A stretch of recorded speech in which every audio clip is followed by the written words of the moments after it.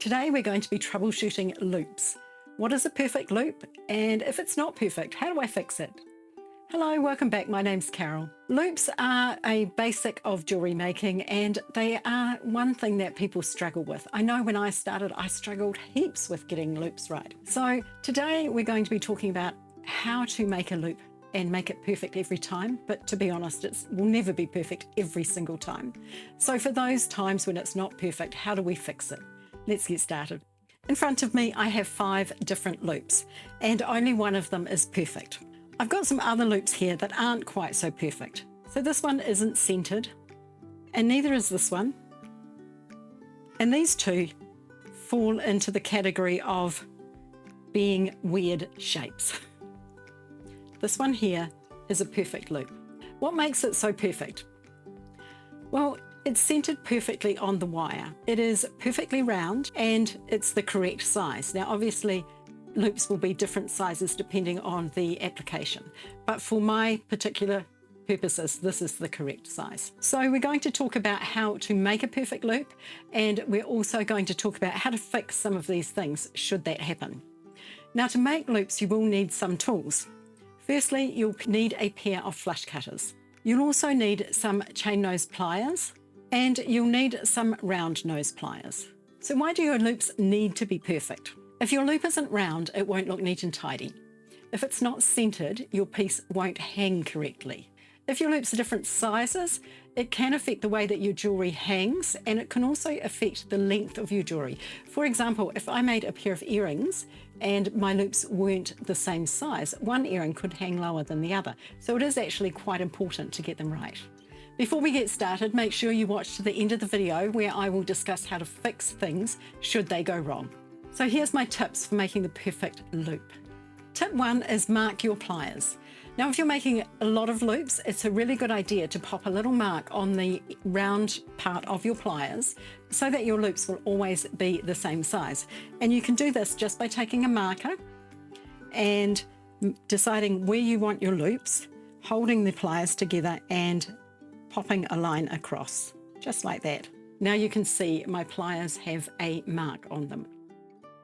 Now, some people will put several marks on their pliers in permanent marker, and they will just use those marks. That's fine, but if you're making the same size loops, it's just easier to have just one mark. And if you need to change it, you just wipe it off with some window cleaner or some alcohol, and that will take it off, and then you can start again. It's fine to put a mark on your pliers, but you also need to decide which side of the mark will I use. So for example, if you wrap the wire at this side of the mark, it will give you a different size loop than if you put it at this side of the mark. So that's something to be wary of. So maybe you decide you want to use the side of the mark closest to the end of your pliers, and you use it every single time. So if you're wanting consistency of loops, you need to do things consistently. Tip 2 is make a right angled bend before you make your loop. Now here I've got a head pin with a couple of beads on it. Now you can do this one of 2 ways. You can pop your fingernail on the top of the bead and push the wire over your fingernail, just like that. And you want it to be a nice right angle bend, just like that.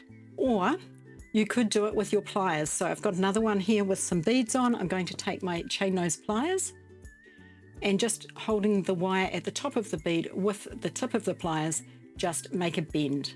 Now that will never give you a complete right angle bend just because the pliers get in the way, but you can just push it a little bit further with your thumb. There are several schools of thought regarding bending your wire before you make a loop. Some people prefer to do it before, and some people prefer to do it after. Personally, I'm in the before camp because I like to get a really tight, crisp bend in my wire, and I find I do a better job if I do the bend beforehand. There are times though where you will want to do a bend afterwards, and that's okay, and I will show you how to do that later. Tip number 3 is measure your wire.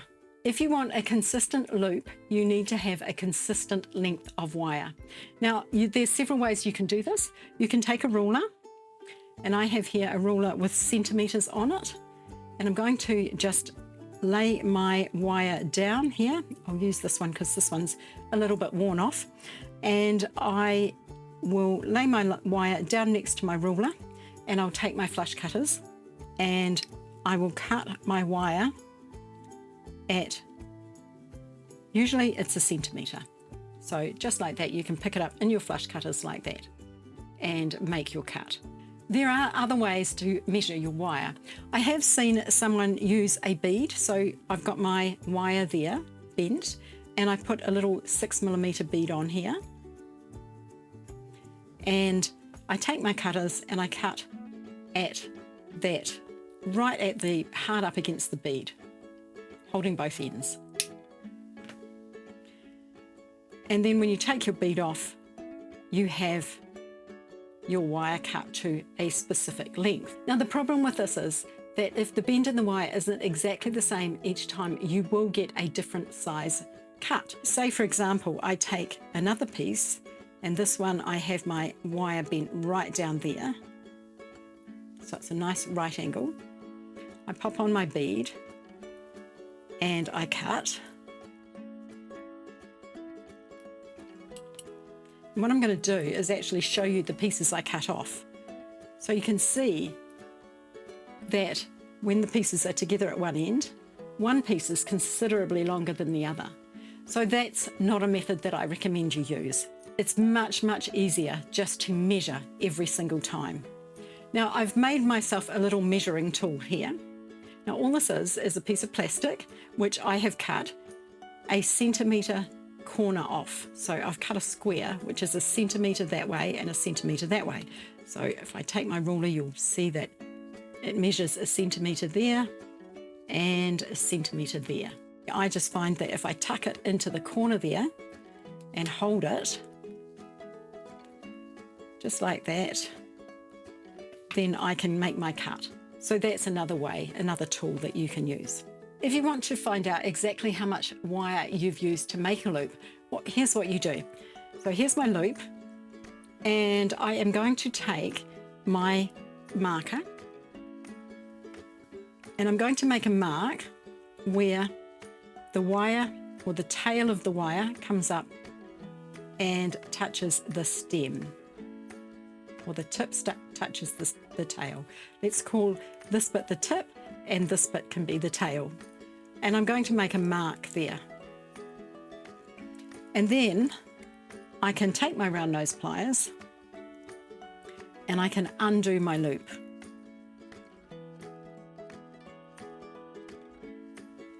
And you can straighten it out using your chain nose pliers. Just straighten it as best you can. And then you can measure where your tip was from the mark through to the end of your wire. Now you can make yours a lot straighter than I have. I'm just doing this for demo purposes. So that's a way to measure the size of your loop. And then once you've got that measurement, you can make all of your loops the same size. Tip number 4 is always use a flush cut. So what does a flush cut give you? If you have a look at my cutters here, you'll see that this side has a divot and this side is flat. If you use the flat side, you will get a flush cut. I've talked about this endlessly on my channel. In order for the tip of the wire here to touch the tail, the cut of the wire must be flush. Otherwise, it won't sit right. So I'm going to take my wire and I'm going to cut it at 1 centimetre or so, with the flush side of my cutters facing the beads, and I'm going to hold it on either side so it doesn't fly away and get in someone's foot or the eye, and cut. So now I have my 2 beads on there with my nice flush cut. Tip number 5 is ensure that the wire is flush with your round nose pliers. Now what I mean by this is when I put my wire inside my pliers like this, I want to make sure that I cannot feel it sticking up. So I run my finger over the top of the pliers there and make sure that it's not sticking up. And you will see me doing this in all my videos. So what happens if the wire is sticking up? You will get a loop that looks like one of these. We'll talk more about that later. Now you notice the necklace that I'm wearing is made with lots of loops. So each one of these components has a loop on either end. If you're interested in making this one, I will leave you a link in the description box below for the tutorial for it. And the earrings that I'm wearing are just the lower dangle here of my necklace. If you want to see more of my tutorials, remember to subscribe and hit that notification bell. And if you're enjoying this one and you found it useful, then give me the thumbs up.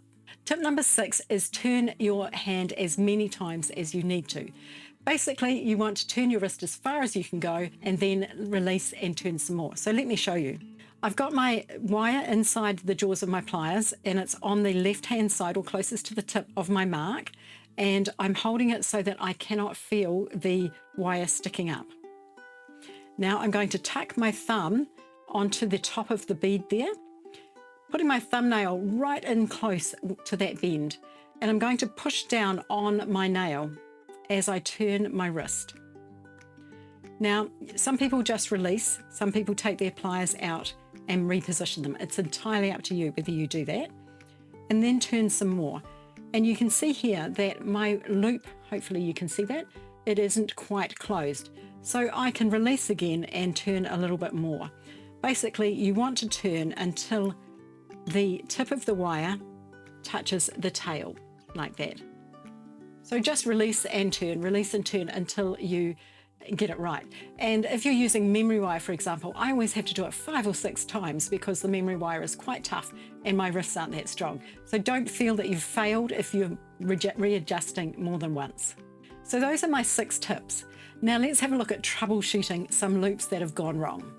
Let's start by looking at this one. It's a reasonable loop. It's quite round and it's well centered, but when I turn it around, you can see it's not straight. So if I want to fix that, all I do is take the loop in my chain nose pliers and I just push the bead up so that it becomes nice and flat. Now this is also the remedy if your loop comes around and is sitting up a little bit. So maybe it's not crossing over, but it's kind of askew. You can just give it a squeeze with your pliers and make it flat. Now what if you have a loop that looks like this? Can you save it? Let's start by talking about how I got that loop to start with. So I'm going to start off with a piece of wire here. I will make a flush cut, just holding both ends so that there's no little shards of metal. They really hurt if they get in your foot. Now I'm going to take my chain nose pliers and I'm going to make a right angled bend, like that. A little bit too far. So there's my bend. Now this is going to be quite a big loop by the looks of it.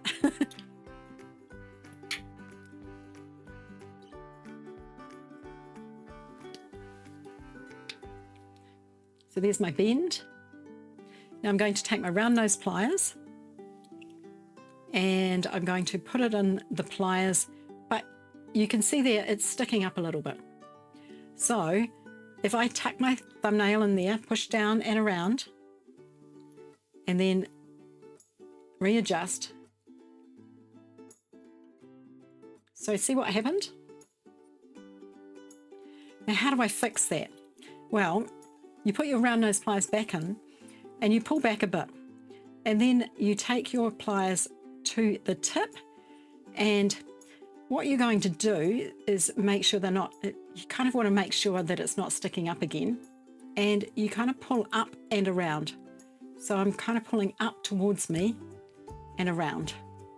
And you might have to do this several times to get the loop correct. So basically you're just reshaping.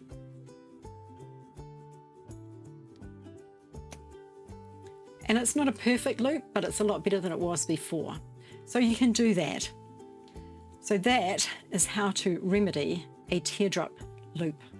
Much better than it was. Now this one is quite a nice round loop, but as you can see, the tail is too long. So I can fix that by doing 2 things. Firstly, I'm going to take my chain nose pliers and I'm going to bend, holding it on the side here, I'm going to just twist a little bit so that I've got a little bit of space between the loop, the tail and the tip. Now I'm going to take my flush cutters and get right in there and cut that tip off so that it's about the right length. It might take you a couple of tries. And then I'm going to squash that loop back down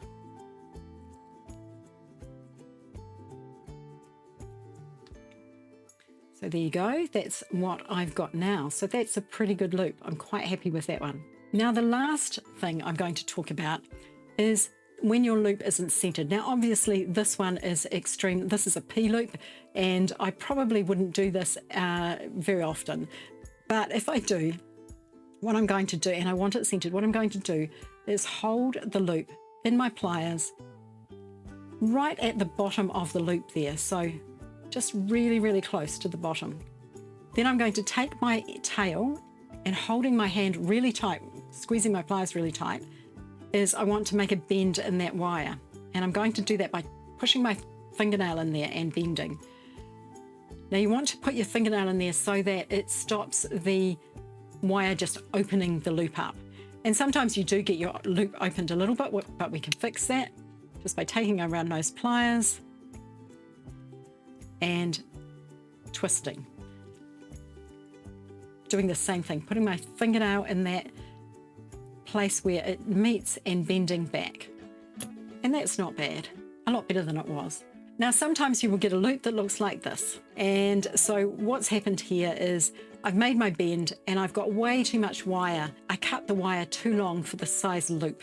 And this is quite common when you're a newbie. So what I'm going to do is I'm actually going to hold that wire and I'm going to straighten it out. And now I'm going to just do it like I did before, hold it there, my fingernail in and bend it. Now sometimes obviously you can't do that if you have some beads there, but you can use the beads for leverage. So there we go. There is my 6 best tips for making a perfect loop every time and for fixing the ones that aren't so perfect, because sometimes that happens. So let's go over them again. Tip 1 is mark your pliers. Tip 2 is always make a right angled bend. Tip 3 is always measure before you cut. Tip 4 is always use a flush cut. Tip 5 is ensure that the tip of your wire is flush with your round nose pliers.